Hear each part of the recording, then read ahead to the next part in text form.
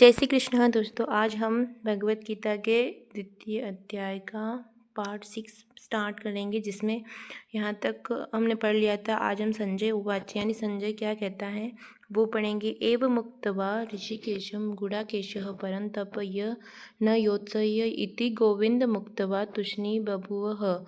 संजय बोला, हे राजन, मोहन निशाचर अर्जुन ने हृदय के सर्वज्ञ श्री कृष्ण से यह कहकर कि गोविंद मैं युद्ध नहीं करूँगा, चुप हो गया। अभी तक अर्जुन की दृष्टि पौराणिक है, जिसमें कर्म कांडों के साथ भोगों की उपलब्धि का विधान है, जिसमें स्वर्ग के ही सब कुछ माना जाता है, जिस पर श्री कृष्ण प्रकाश डालेंगे कि यह विचारधारा भी गलत है।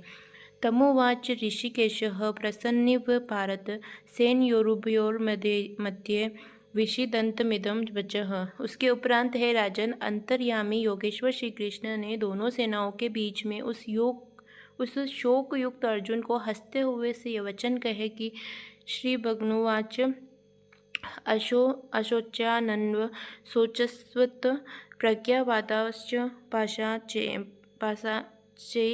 गता सुनगताश्च नानु शोचन्ति पंडिताः।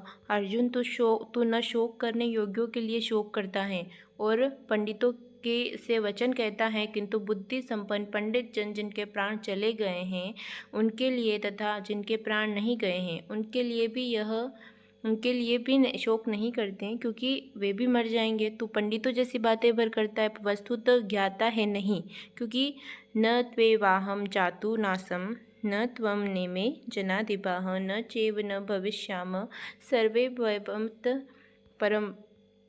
न तो ऐसा ही है कि मैं अर्थात सद्गुरु किसी काल में नहीं था, अथवा तू अनुरागी अधिकारी का अथवा जनाधिपाः राजा लोग अर्थात राजसी वृत्ति में पाया जाने वाला अहम नहीं था, और न ऐसा ही है कि आगे हम सब नहीं रहेंगे। सद्गुरु सदैव रहता है, अनुरागी सदैव रहते हैं। यहाँ योगेश्वर ने योग की अनादिता पर प्रकाश डालते हुए भविष्य में भी उसकी विद्यमानता पर बल दिया। मरने वालों के लिए शोक न करने के लिए कारण बताते हुए उन्होंने कहा कि देहिनो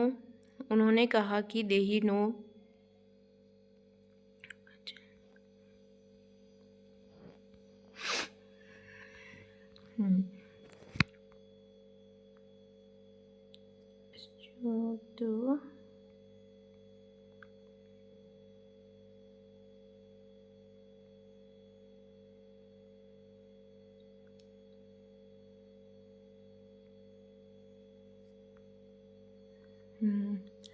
मरने वालों के लिए मिस्टेक हो गई। मरने वालों के लिए शोक न करने के लिए कारण बताते हुए उन्होंने कहा कि देहिनो अस्मिन्नत्या देहे कौमारम यौवन जरा तथा देहांतर प्राप्ति धीरस्त्र न मोहयति। जैसे जीवात्मा की इस देह में कुमार, युवा और वृद्धावस्था होती है, वैसे वैसे अन्य शरीरों की प्राप्ति में धीर पुरुष मोहित नहीं होता। कभी आप बालक थे, शनि शनि युवा हुए, तब आप मर तो नहीं गए ना, पुनः वृद्ध हुए, पुरुष एक ही है। उसी प्रकार लेश मात्र भी दरार नए देह की प्राप्ति पर नहीं पड़ती। कलेवर का यह परिवर्तन तब तक चलेगा जब तक परिवर्तन से परे की वस्तु नहीं मिल जाती है।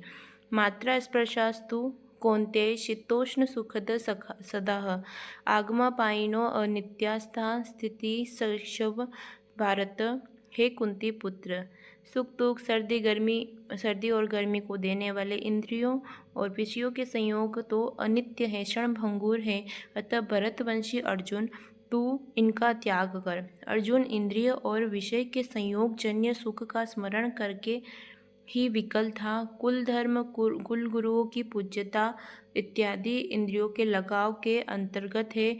ये क्षणिक है, झूठे है, नाशवान है। विषयों का संयोग न सदैव मिलेगा और न सदैव इंद्रियों में क्षमता रहेगी। अतः तू इनका त्याग कर, सहन कर। क्यों? क्या हिमालय की लड़ाई थी जो अर्जुन सर्दी सहन करता, अथवा रेगिस्तान की लड़ाई है जहाँ अर्जुन गर्मी सहन करे? कुरुक्षेत्र जैसा कि लोग बाहर बताते हैं कि समशीतोष्ण स्थली है, कुल 18 दिन तो लड़ाई हुई। इतने में कहाँ जाड़ा और गर्मी बीत गई। वस्तुतः सर्दी गर्मी दुख सुख सामान अपमान को सहन करने एक योगी पर निर्भर करता है। यह हृदय देश की लड़ाई का चित्रण है। बाहर युद्ध के लिए गीता नहीं कहती। यह क्षेत्र क्षेत्रज्ञ का संघर्ष है, जिसमें आसुरी संपद का सर्वथा शमन कर परमात्मा में स्थिति दिलाकर देवी संपद भी शांत हो जाती है। जब विकार है ही नहीं तो सजाती प्रवृत्ति किस पर आक्रमण करें। अतः पूर्णत्व के साथ वे भी शांत हो जाती हैं। इससे पहले नहीं। गीता अंतर्देश की लड़ाई का चित्रण है। इस त्याग से मिलेगा क्या, इससे क्या लाभ है। इस पर श्री कृष्ण कहते हैं कि यम ही न व्यथन्ते पुरुषम पुरुषर्व समदुख सुदुख धीरम सो अमृतत्वाय कल्पते। क्योंकि हे पुरुष श्रेष्ठ, दुख सुख को समान समझने वाले जिस धीर पुरुष को इंद्रियों और विषयों के संयोग व्यथित नहीं कर पाते, वह मृत्यु से परे अमृत तत्व की प्राप्ति के योग्य हो जाता है। यहाँ से कृष्ण ने एक उपलब्धि अमृत की चर्चा की। अर्जुन सोचता था कि युद्ध के परिणाम में स्वर्ग मिलेगा या पृथ्वी। श्री कृष्ण कहते हैं कि न स्वर्ग मिलेगा न पृथ्वी मिलेगी, बल्कि अमृत मिलेगा। अमृत क्या है। नासतो विद्यते भावो न भावो विद्यते सतः उभयोरपि दृष्टोन्त सत्वन्योस्तत्वदर्शिभिः। अर्जुन, असत वस्तु का अस्तित्व नहीं है, वह है कि है ही नहीं, उसे रोका नहीं जा सकता। और सत्य का तीनों काल में अभाव नहीं है, उसे मिटाया नहीं जा सकता। अर्जुन ने पूछा, क्या भगवान होने के नाते आप कहते हैं कि श्री कृष्ण ने बताया, मैं तो कहता ही हूँ। इन दोनों का यह अंतर हमारे साथ तत्वदर्शियों द्वारा भी देखा गया है, देखा गया है और श्री कृष्ण ने वही सत्य दोहराया है जो तत्वदर्शियों ने भी देख लिया था। श्री कृष्ण भी एक तत्वदर्शी महापुरुष थे। परम तत्व परमात्मा का प्रत्यक्ष दर्शन करके उसमें स्थिति वाले तत्वदर्शी कहलाते हैं। इसमें सत और असत है क्या, इस पर कहते हैं कि अविनाशी तु तद्विद्धि येन सर्वमिदं ततं विनाशम व्यय स्यायस्य न कश्चित् कर्तुमर्हति। यानी कि नाश रहित तो वह है जिससे यह संपूर्ण जगत व्याप्त है। इस अव्यय से अविनाशी का विनाश करने में कोई समर्थ नहीं है, किंतु इस अविनाशी अमर्त्य का नाम क्या है, वह है कौन। अंतवंत इमे देहा नित्यस्योक्ता शरीरण अनाशिनो अप्रमेयस्य तत्माद्युत भारत है। अविनाशी अप्रमेय नित्य स्वरूप आत्मा के ये सभी शरीर नाशवान कहे गए हैं। इसलिए भरतवंशी अर्जुन, तू युद्ध कर। आत्मा ही अमृत है, आत्मा ही विनाशी है, जिसका तीनों कालों में नाश नहीं होता है। आत्मा ही सत है, शरीर नाशवान है, यही असत है। जिसका तीनों काल में अस्तित्व नहीं है, शरीर नाशवान है, इसलिए तो युद्ध कर। इस आदेश से यह स्पष्ट नहीं होता कि अर्जुन केवल कौरवों को मारे। पांडव पक्ष में भी तो शरीर ही खड़े थे। क्या पांडवों के शरीर अविनाशी थे। यदि शरीर नाशवान है तो श्री कृष्ण किसकी रक्षा में खड़े हैं। क्या अर्जुन कोई शरीरधारी था। शरीर जो असत है, जिसका अस्तित्व नहीं है, जिसे रोका नहीं जा सकता, क्या श्री कृष्ण उस शरीर की रक्षा में खड़े हैं। यदि ऐसा है तो वे भी अविवेकी और मूढ़ हैं, क्योंकि आगे श्री कृष्ण स्वयं कहते हैं कि जो केवल शरीर के लिए ही बचता है, कर्म श्रम करता है और अविवेकी और वो मूढ़ बुद्धि है, वह पापायु पुरुष व्यर्थ ही जीता है। अंततः अर्जुन कौन था। वस्तुतः अनुराग ही अर्जुन है। अनुरागी के लिए इष्ट सदैव रथी बनकर सदा साथ में रहते हैं और सखा की भांति उसका मार्गदर्शन करते हैं। आप शरीर नहीं है, शरीर तो आवरण है, रहने का मकान है, उसमें रहने वाला अनुराग पूरित आत्मा है।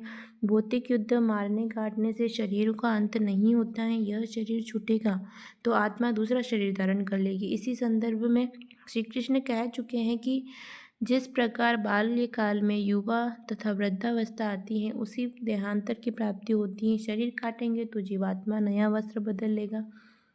शरीर संस्कारों के आश्रित है और संस्कार मन पर आश्रित है। मन एवं मनुष्याणाम कारणम बंध मोक्षो मन का सर्वथा निरोध होना, अचल स्थिर ठहरना और अंतिम संस्कार का विलय एक ही क्रिया है। संस्कारों की सतह का टूट जाना ही शरीरों का नाश है या अंत है। इसे तोड़ने के लिए आपको आराधना करनी होगी, जिससे श्री कृष्ण ने कर्म या निष्काम कर्मयोग की संख्या दी है। श्री कृष्ण के स्थान स्थान पर अर्जुन को युद्ध की प्रेरणा दी है, किंतु एक भी ऐसा श्लोक नहीं है जो बौद्धिक युद्ध या मारकाट का समर्थन करता हो। यह युद्ध सजातीय विजातीय प्रवृत्तियों का है, अंतर्देश में है। य एनम वेति हंतार यश्चैन मन्यते हतम उभो तो न विजानितो नायम हंति न हन्यते।